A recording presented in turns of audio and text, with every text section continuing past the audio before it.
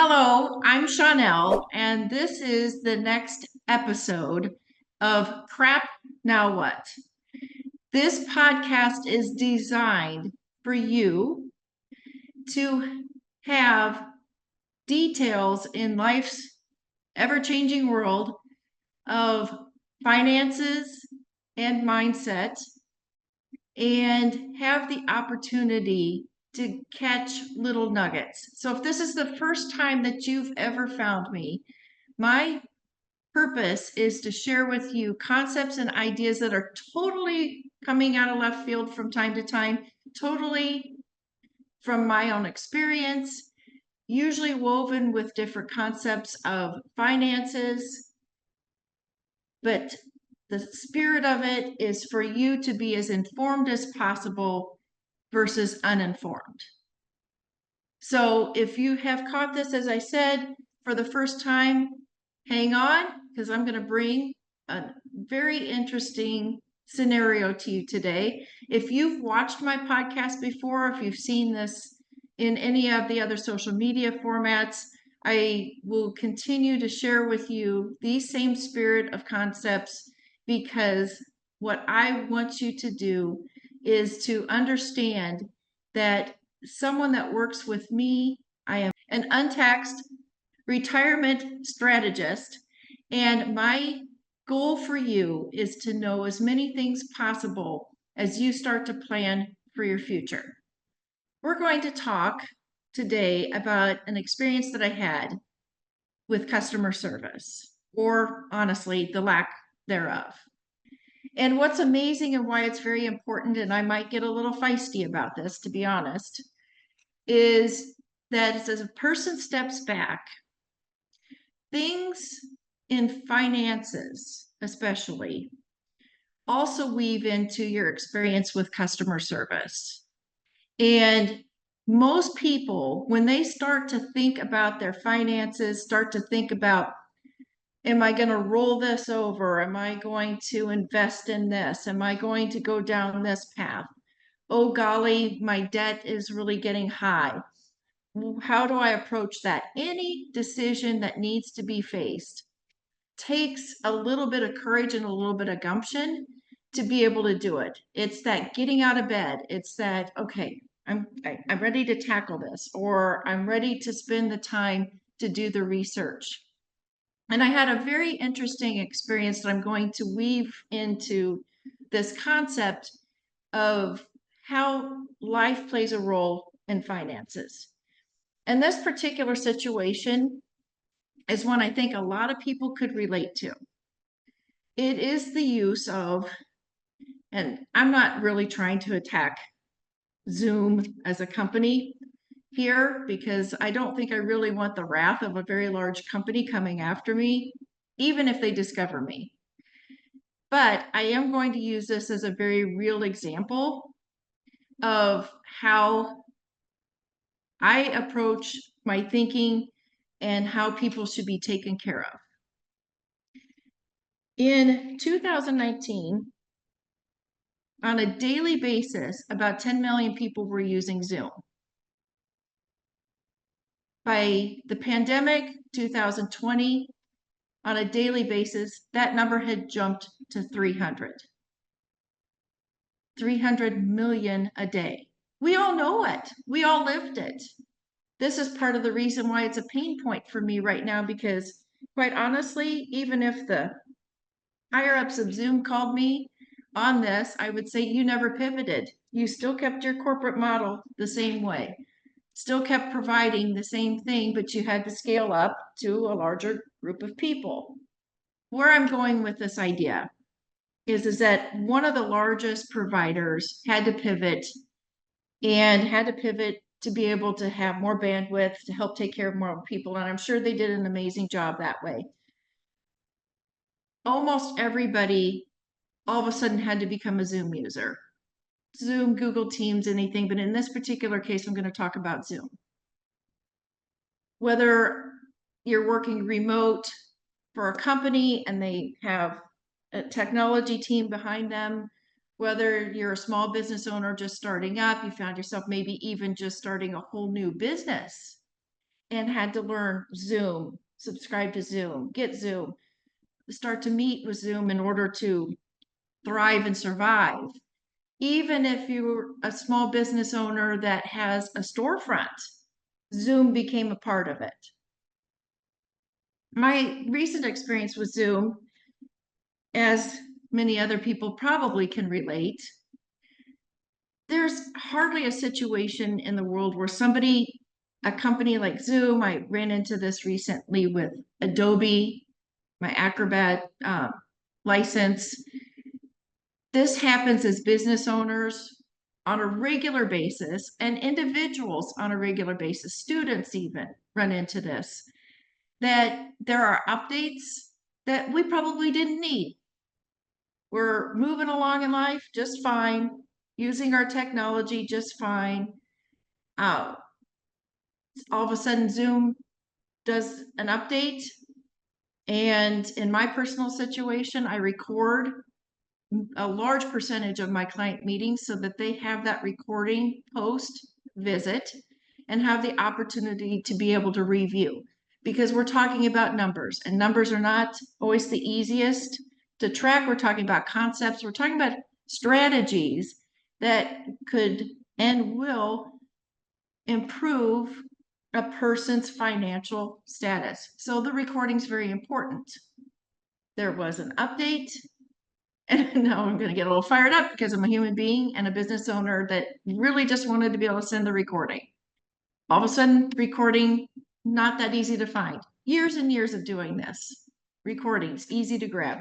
So what do? I look it up, try to look to see how to grab this recording, be able to send it off. I'm not going to linger in this too much. Went to the chat box, got the same advice, even though the AI chat box, anybody who knows what that's like, you get 14 different options and none of them are really the one that you want, but there they are. You keep pushing and pushing and pushing. I said, no, I'd like to talk to an agent. Just to cut to the chase, by now I've spent more time than I even really wanted to, had many other things planned, including planning for this upcoming workshop next week, which we'll talk about that in a moment. I did not want to be stalled. And in this particular situation, did not have access to an assistant to help me get it off my own computer, which of course makes sense, even though I have a team of people to work with. The bot tells me that I don't have the plan that allows me to talk to a human. That was an interesting thing to consider. This is where my real pain.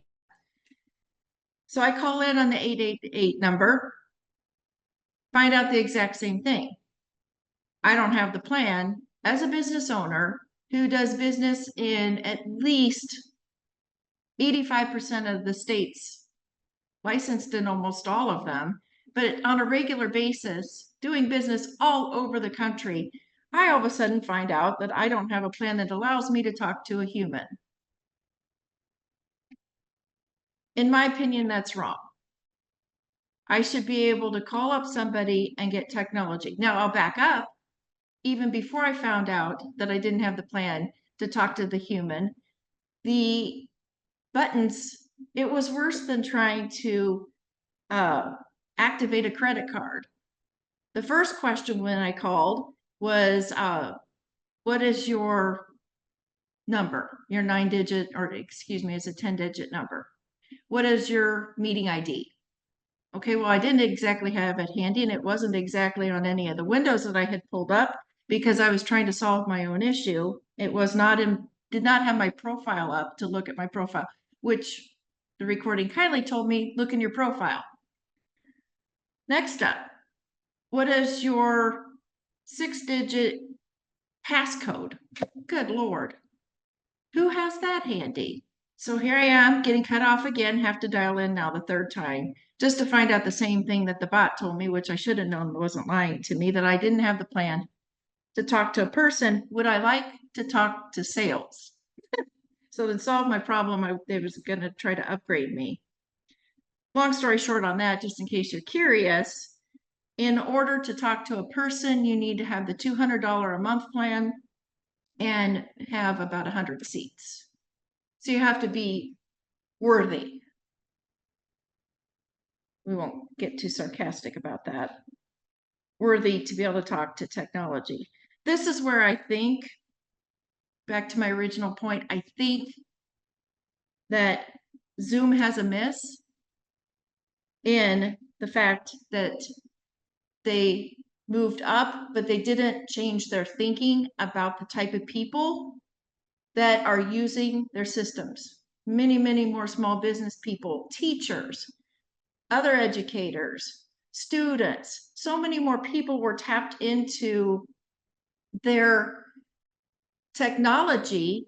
And I don't even know what percentage, but a lot of people aren't backed by technology IT people to look over their shoulder to help them.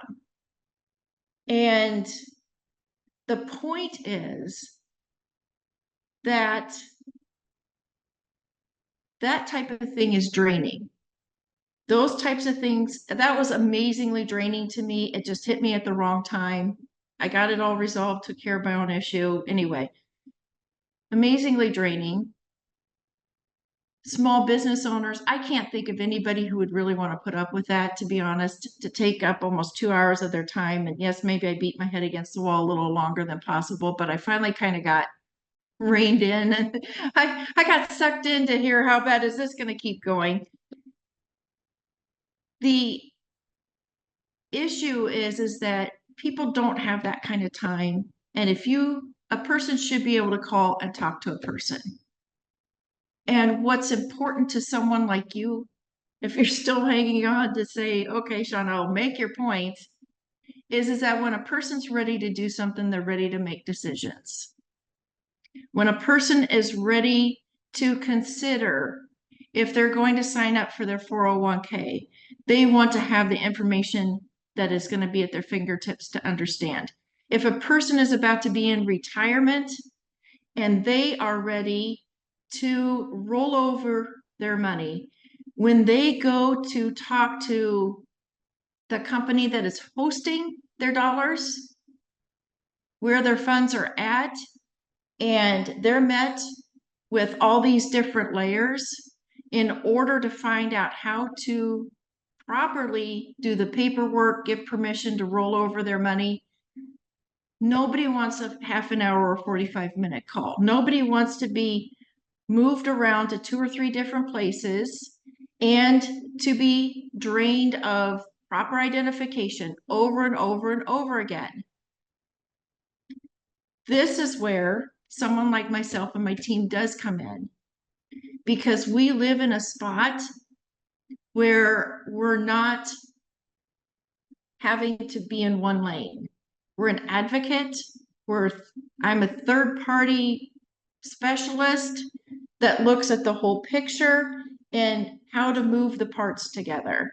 And therefore, it's really annoying to me that when a person is ready to do something, just as you will be one day, to make a decision about your finances and what you're going to do with them, it's important to me, and it's something I'm very passionate about, that it should be as least draining, as best feeling, the most competent plan, better than competent, but I'm using that word, and I hesitated, but I'm using that word specifically because when people throw up, companies like Zoom did, where they threw up all these hurdles, you know what my next thought was?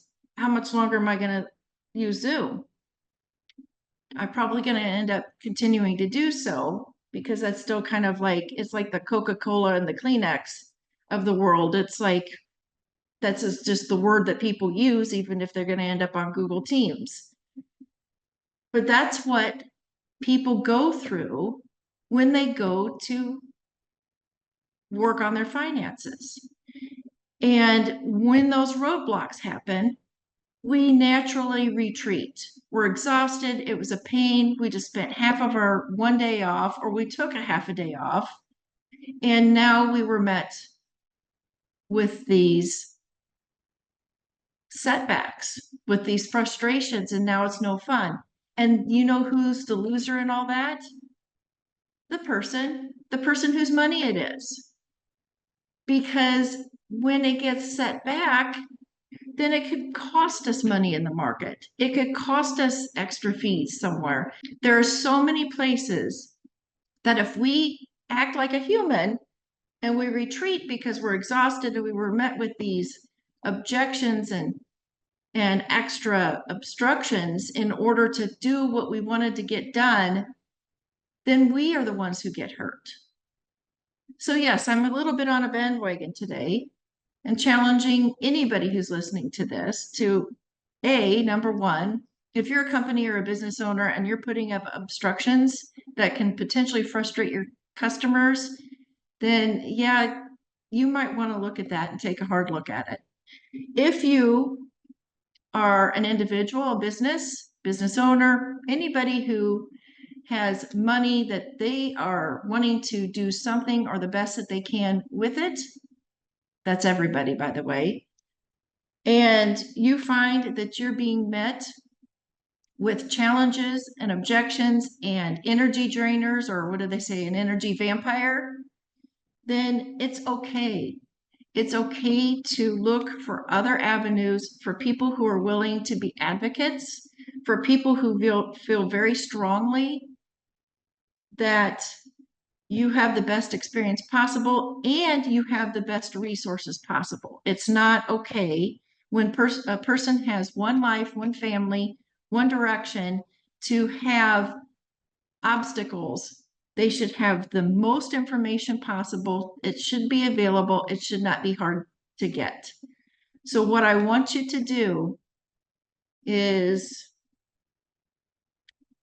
wake up in the morning, and when you're ready to start to do any kind of financial decisions, and if you found your way to this podcast and you're finding that this information is somewhat interesting, or if even if I just made you smile because I'm feeling a little bit of your pain, know that there are people out there that care.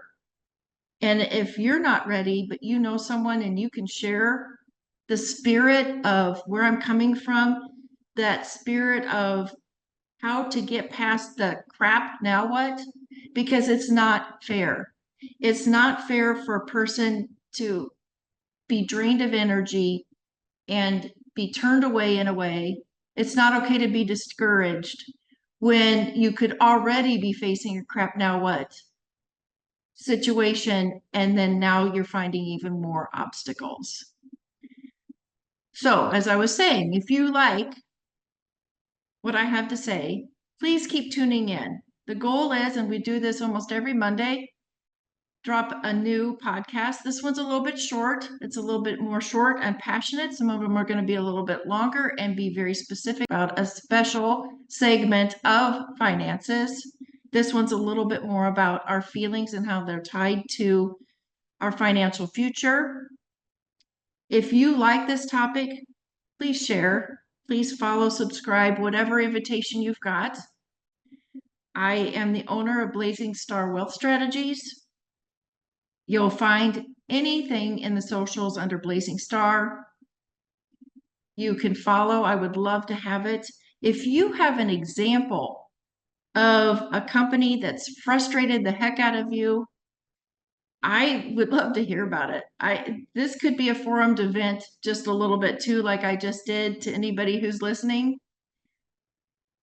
I also do in-person workshops. I mentioned that I would talk about that again on Monday and Tuesday of next week. I will be in Bentonville, Arkansas. I'm looking forward to it. This is going to be a women and wealth workshop. We're also wrapping it into a wine tasting. So it's going to be an amazing event. We've got a few reservations available. So please reach out to the socials if you would like and you're in that area. Also, if you like what I have to say, there will be some online workshops in the future. There will also be some in-person workshops. That's what the plan is. My team is amazing. They're helping to develop this format and this new Women in Wealth workshop. Michaela and Hans of Ren's Marketing, my producers, and my editors, and my social media team overall, and my marketing team. including Caleb at Sal Media. You guys do an amazing job. I'm looking forward to being in your neighborhood on Monday so that we can work together on the Women and Wealth and meet and network with many of the business owners in that area. Thank you very much, anyone who's still watching this podcast at this stage. You will also have the opportunity to have the reminder that you have is that this is just a matter of my own opinion, but I would work this hard for you and be fired up and make sure that you have the most information and that you're not one of them that's left as uninformed. Okay, so if you're still listening to this podcast at this stage, this is the boring stuff. This is the disclaimer. And I'm doing this because, yes, I do care about who you are and what you do with your money. And I'm going to be here to help give you some ideas. However, these are just ideas, they're theories. Sometimes these are ideas that are coming into my head based on what's going on in the world at this time. And they're not necessarily specific financial advice. I do encourage you, if you decide to do anything with your money, make any changes, seek the advice of a professional. You're welcome to follow up with me or with someone else and make sure that what you're doing is something that fits with you, your lifestyle, your finances, and it's a strategy that's specific to you. Again, these are ideas and concepts. Do not necessarily take these as specific financial advice and follow it directly without having a full education.